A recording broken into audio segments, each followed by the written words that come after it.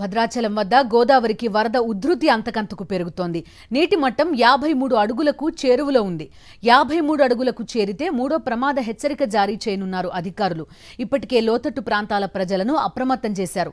వరద పోటెత్తుతుండటంతో చెర్ల, వెంకటాపురం, వాజేడు గ్రామాలకు రాకపోకలు నిలిచిపోయాయి.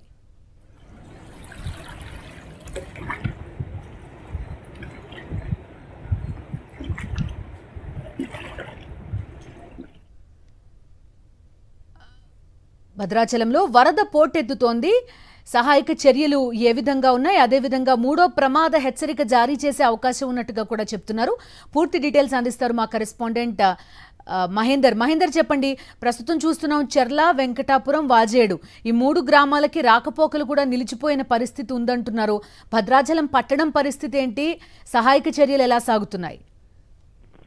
ముందు మరి కొద్దిసేపట్లో భద్రాచలంలో అధికారులు మూడో ప్రమాద హెచ్చరిక జారీ చేయనున్నారు. ప్రస్తుతం 52.8 అడుగులకు సంబంధించి చేరింది. 53 అడుగులు చేరితే మూడో ప్రమాద హెచ్చరిక జారీ చేస్తారు. ప్రధానంగా ఎగువన మహారాష్ట్రలో కుండపోత వర్షాలు కురుస్తున్న నేపథ్యంలో మహారాష్ట్రలో చిన్న మధ్య తరహా ప్రాజెక్టు పూర్తిగా నిండాయి. దీంతో నీటిని దిగువకు గోదావరిలోకి విడుదల చేస్తున్నారు. దీంతో కందకుర్తి, బాసరం మీదుగా కూడా కాళేశ్వరం, భద్రాచలంకి ఫ్లోటింగ్ అనేది గత 24 గంటల్లో పెరిగిందని చెప్పాలి. ప్రస్తుతం సిడబ్ల్యూసీ అధికారులు చెప్తున్న సమాచారం ప్రకారం చూస్తే 56 అడుగుల వరకు కూడా చేరి ఆ తర్వాత ఆ తగ్గుముఖం పట్టే అవకాశం ఉందని కూడా సిడబ్ల్యూసీ అధికారులు చెప్తున్నారు. ప్రస్తుతం పేరూరు వద్ద కూడా కొంత నిలకడగా గోదావరి కొనసాగుతుంది. ఇటు కాళేశ్వరం వద్ద కూడా నిలకడగా కొనసాగుతున్న నేపథ్యంలో పైనుంచి ఇంకా ఇన్ఫ్లో వస్తుంది. ఇంకో 48 గంటల పాటు కూడా భద్రాచలంలో ఇదే విధంగా వాటర్ ఫ్లో అనేది ఎక్కువగా ఉండే అవకాశం ఉందని చెప్తున్నారు. ప్రస్తుతం 13 లక్షల క్యూసెక్ల నీరు భద్రాచలం నుంచి దిగువకు గోదావరిలోకి విడుదల చేస్తున్నారు. మరో 1,00,000 క్యూసెక్ల వరకు కూడా ఇంకా పెరిగే అవకాశాలు కనిపిస్తున్నాయి. ప్రస్తుతం చెర్ల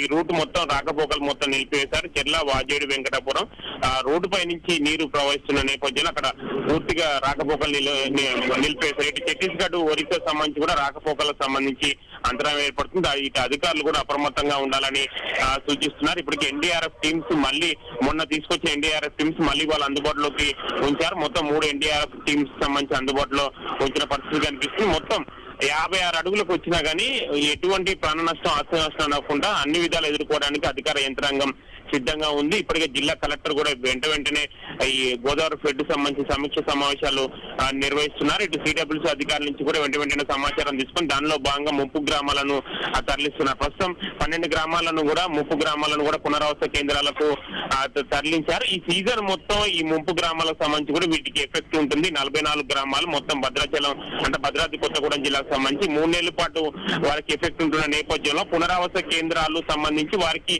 ఒక ఈ 3 నెలల పాటు సరిపడే విధంగా ఉండే విధంగా కూడా అధికారులు చర్యలు చేపడుతున్నారు. ఎందుకంటే మనం 2 రోజుల క్రితం చూసాం గోదావరి ఫ్లోటింగ్ అనేది పెరిగి మళ్ళీ తగ్గుముఖం పట్టింది.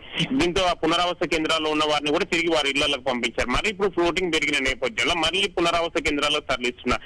ఇది కొంత ఇబ్బందికరమైన పరిస్థితి ఉన్న నేపథ్యంలో ఒక నెల రోజుల వరకు వారికి ఇబ్బంది కలగకుండా ఉండే విధంగా కూడా స్కూల్స్ కానీ ఏదైనా ప్రైవేట్ సంబంధించిన అద్దె భవనాలు కానీ చూసే ప్రయత్నాలు కూడా అధికారులు సంబంధించి చేస్తున్నారు. మొత్తానికి మాత్రం ప్రస్తుతం గోదావరి నీటి మట్టం క్రమంగా పెరుగుతున్న నేపథ్యంలో ముంపు ప్రాంతాల ప్రజలు అప్రమత్తంగా ఉండాలని సూచిస్తున్నారు. బిందు మహేందర్, కొంత ఎగువన వర్షాలు తగ్గుముఖం పట్టాయి కాబట్టి ఒక 4 డేస్ ఎడ్జ్ లో కాస్త ఈ నీటి ప్రవాహం తగ్గే అవకాశం ఉంటుందని ఎక్స్పెక్ట్ చేయొచ్చా? మొత్తం అంటే మరో 48 గంటల వరకు మాత్రం ఈ గోదావరి ఫ్లోటింగ్ అనేది ఇదే విధంగా కొనసాగే అవకాశాలు. ప్రధానంగా మహారాష్ట్రలో అక్కడ కుండపోత వర్షాలు కురిసాయి. మొత్తం ఫ్లడ్ అంతా పూర్తిగా అక్కడ చిన్న మధ్య తరహా ప్రాజెక్టులు నిండిన నేపథ్యంలో అక్కడి నుంచి ఆ డ్యామ్స్ నుంచి నీటిని దిగువకు గోదావరిలోకి విడుదల చేస్తున్నారు. ఆ సిడబ్ల్యూసీ అధికారులు కూడా అదే చెప్తున్నారు. ప్రధానంగా మహారాష్ట్ర ఎఫెక్ట్ సంబంధించి ఎక్కువగా చెప్తున్నారు. అక్కడ ముంబై ఆ ఏరియాలో కుండపోత వర్షాలు కురుస్తున్న నేపథ్యంలో అక్కడ ప్రాజెక్టులు అన్ని పూర్తిగా చిన్న మేజర్ మైనర్ ప్రాజెక్టులు నిండాయి. ఆ నీటిని దిగువకు విడుదల చేస్తున్న నేపథ్యంలో భద్రాచలం వద్ద ఫ్లోటింగ్ అనేది మళ్ళీ పెరిగే అవకాశం ఉందని కూడా వాళ్ళు చెప్తున్నారు. ప్రస్తుతం 52.8 అడుగులకు సంబంధించి ఉన్నా కానీ పైనుంచి వచ్చే ఫ్లోటింగ్ బట్టి చూస్తే 56 అడుగుల వరకు కూడా వచ్చే అవకాశం ఉంది. మొత్తం మరో 3 రోజుల వరకు మాత్రం గోదావరి ఫ్లోటింగ్ ఇదే విధంగా కొనసాగే అవకాశాలు స్పష్టంగా కనిపిస్తున్నాయి. Okay Mahender, thank you.